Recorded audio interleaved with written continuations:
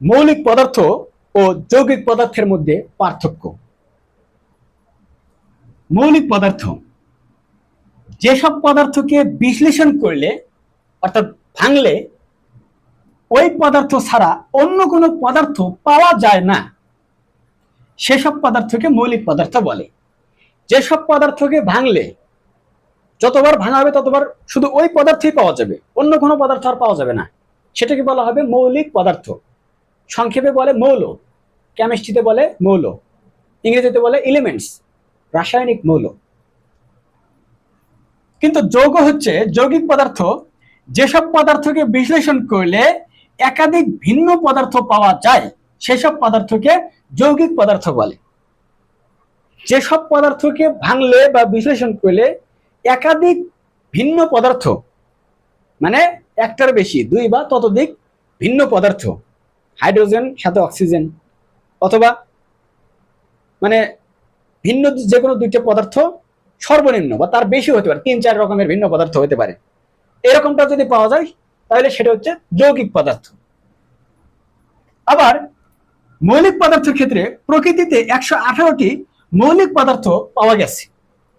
প্রকৃতিতে এ পর্যন্ত 118টা মৌলিক পদার্থ বা মৌল পাওয়া গেছে বর্তমানে এখন পর্যন্ত। কিন্তু যৌগিক পদার্থের সংখ্যা অসীম।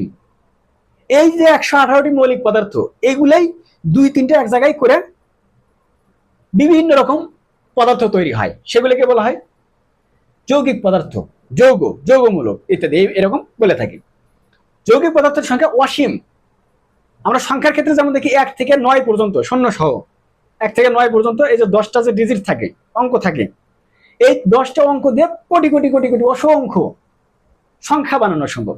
এইরকমই এই 118টা দিয়েই কোটি কোটি কোটি কোটি এই যৌগিক পদার্থ হয়। 118টা মৌলিক পদার্থ থেকে কোটি কোটি কোটি কোটি যৌগিক পদার্থ তৈরি হয়, এই জন্য এটা অসীম। নিজ পরমাণুর যৌগিক মৌলিক পদার্থের ক্ষেত্রে নিজ পরমাণুর নিজস্ব ধর্ম আছে। নিজ পরমাণুর নিজস্ব ধর্ম আছে। মৌলিক পদার্থ তো একটাই মৌল, একটাই পদার্থ, যতবার ভাঙবে ওই একটাই উপাদান পাওয়া যাবে, এটার নিজস্ব একটা ধর্ম আছে। কিন্তু যৌগিক পদার্থের গঠিত উপাদানগুলোর ধর্ম ভিন্ন।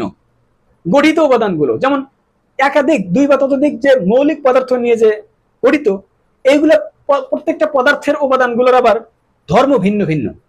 যেমন হাইড্রোজেনের পরমাণুগুলোর ধর্ম একটা, অক্সিজেনের পরমাণুগুলোর ধর্ম একটা, দুইটা মিলে এক জায়গায় পানি হয়েছে, দুইটাকে আবার তড়িৎ বিশ্লেষণ করলে হাইড্রোজেন আর অক্সিজেন আলাদা হয়, দুইটারই আবার উপাদানগুলোর ধর্ম আলাদা আলাদা। এটাই বোঝানো যাচ্ছে গঠিত উপাদানগুলোর ধর্ম ভিন্ন যৌগিক পদার্থের ক্ষেত্রে। তাহলে আমরা বুঝতে পারলাম যে এই মৌলিক পদার্থ এবং যৌগিক পদার্থের মধ্যে আসলে পার্থক্য কি কি।